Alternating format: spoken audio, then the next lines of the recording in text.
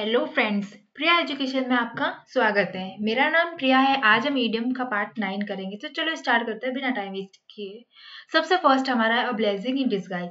A blessing in disguise का मतलब होता है अ हिडन फेवर, या फिर बोल सकते हैं a good thing that seemed bad at first. तो इसका मतलब ये निकलता है कि कई बार हमें कोई चीज़ मिलती है तो हम सोचते हैं कि हमारे लिए सही नहीं है, लेकिन वो सच में हमारे लिए सही होती है। हम सोचते हैं ना, कभी-कभी कुछ भी चीज़ मिलता है तो सोचते हैं नहीं यार, ये हमारे लिए सही नहीं है, लेकिन सच में वो हमारे लिए सही होती है। हमारे लिए हमारे सामने वो एक ब्लेसिंग बन के सामने आती है, तो इसका मतलब ये निकलता है ब्लेसिंग इन डिस्गाइज़, है ना?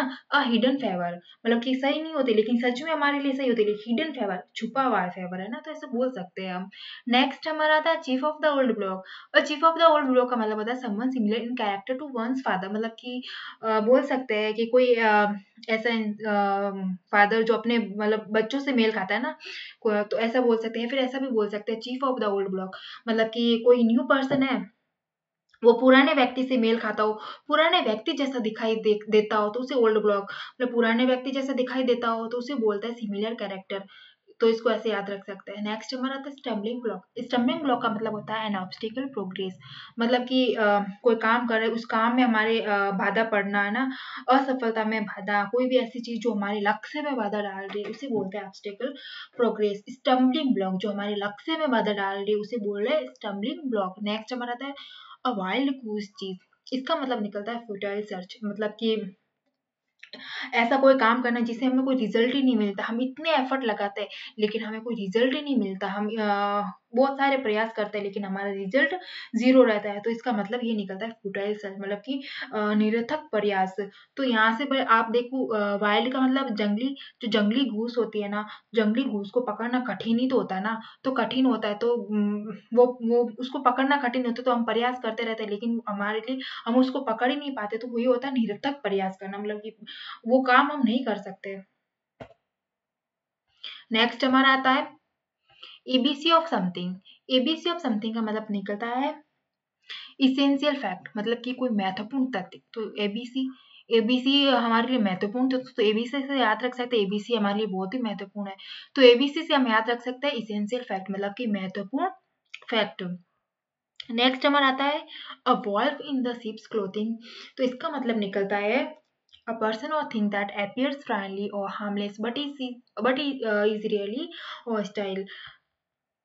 तो ये देखो यहाँ से इस वॉल्फ का मतलब होता है भेड़िया, शिप का मतलब होता है भेड़, है ना? तो भेड़ के कपड़ों में भेड़िया, क्लोथिंग मीन्स कपड़े, तो भेड़ के कपड़ों में भेड़िया, मतलब कि बोल सकते हैं कि इंसान की शक्ल में शैतान, है ना? इंसान की शक्ल में शैतान। बाहर से वो ऐसा लगता है कि वो बहुत ही काइंडली है, बहुत ही फ्रेंडली है, बहुत ही हेल्पफुल है, लेकिन वो सच में उसके जो अंदर के जो इंटेंशन है ना, अंदर के इंटेंशन बहुत ही डेंजरस होते हैं। उसके अंदर के डेंजरस है, बहुत ही हार्मफुल है, बहुत ही चालाक है। बाहर से नहीं दिखता है लेकिन उसके अंदर वाले जो इंटेंशन है ना, वो बहुत ही डेंजरस है। तो उसे बोलते हैं wolf in the sheep's clothing. Next हमारा आता है a man of letters. A man of letters का मतलब होता है प्रोफिशिएंट इन लिटरेरी आर्ट, मतलब कि एजुकेटेड मैन, है ना? पढ़ा लिखा व्यक्ति बोल सकते हैं, एजुकेटेड मैन बोल सकते हैं। तो लेटर से याद रख सकते हैं ना कि ये लेटर्स, मैन लेटर्स का पढ़ेगा, जब वो एजुकेटेड होगा तभी तो वो पढ़ पाएगा ना लेटर को। तो ऐसे इसको याद रख सकते हैं फ्रेंड्स की लेटर का पढ़ेगा, जब वो एजुकेटेड होगा, जब वो पढ़ा लिखा होगा तब भी वो पढ़ पाएगा। तो इसको ऐसे याद रख सकते हैं एजुकेटेड मैन। नेक्स्ट हमारा आता है a penny for your thoughts. A penny for your thoughts का मतलब होता है a way of asking what someone is thinking, मतलब कोई व्यक्ति जो क्या सोच रहा है, उसके दिमाग में क्या चल रहा है, इसका मतलब ही निकलता है। तो thoughts, a penny for your thoughts, thoughts से ही निकलता है ना कि कोई क्या सोच रहा है ना? उसके दिमाग में क्या चल रहा है, तो इसको ऐसे याद रख सकते हैं। नेक्स्ट हमारा आता है a shot in the arm. A shot in the arm का मतलब होता है एन इनकरेजिंग स्टिमुलस, मतलब कि कोई प्रोत्साहन देना, है ना? कोई मतलब कि फुल एनर्जी, मोटिवेटेड, इनकरेज, तो इसका मतलब यही निकलता है।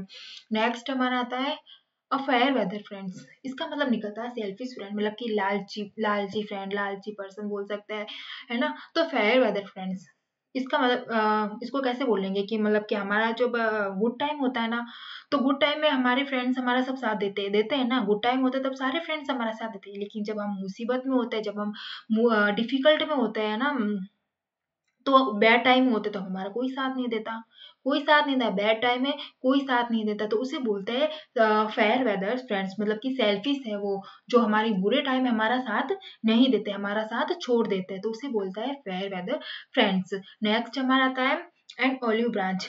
ऑलिव ब्रांच का मतलब होता है जेस्टर ऑफ, इसका मतलब निकलता है कि ना शांति का प्रस्ताव, शांति की अपील, है ना।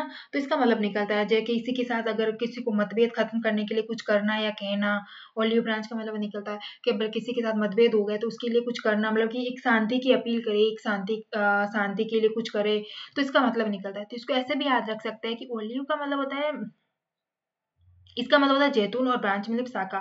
तो जिस घर में जैतून का पेड़ होता है ना, जैतून का पेड़, वहाँ पे बहुत ही शांति रहती है, तो ऐसे याद रख सकते हैं ना कि शांति का जैतून की जो जैतून का जो पेड़ होता है ना, उसमें बहुत ही जेस्टर ऑफ पीपल, बहुत ही शांति वहाँ पे रहती है, तो इसको ऐसे याद रख सकते हैं ऑलिव ब्रांच से। नेक्स्ट हमारा था it once elbow. It once elbow का मतलब होता है फ्रेंड्स नेक्स्ट टू समवन, मतलब कि किसी के करीब होना, किसी के पास होना, है ना। तो एल्बो का मतलब होता है कोहनी, एल्बो का मतलब होता है जो कोहनी, तो कोहनी तो हमारे पास में होती है ना हमेशा, है ना। कोहनी, कोहनी से तो याद रख सकते हैं ना कि कोहनी, एल्बो आते ही हमें याद होना चाहिए कि हाँ किसी के समीप होना, नेक्स्ट टू समन, किसी के पास होना, तो इसको ऐसे याद रख सकते हैं। कोहनी तो हमारे शरीर के पास ही तो होते हैं ना, तो इसे ऐसे याद रख सकते हैं। नेक्स्ट हमारा आता है an old hand. And old hand का मतलब होता है कि अनएक्सपीरियंस्ड पर्सन, है ना, अनुभवहीन बोल सकते हैं, कोई भी ऐसा व्यक्ति जो बहुत स्किल्ड है, उसके उसके साथ उसके पास है ना बहुत सारा एक्सपीरियंस है, उसे बोलते हैं ओल्ड हैंड, मतलब ये काम करते करते उसका हाथ ओल्ड हो गया है, बहुत एक्सपीरियंस्ड है ना, ओल्ड हैंड उसे बोलते हैं। तो आज के लिए इतना ही। अगर आपको मेरा वीडियो अच्छा लगा हो तो लाइक करो, कमेंट करो, सब्सक्राइब करो। Thank you friends.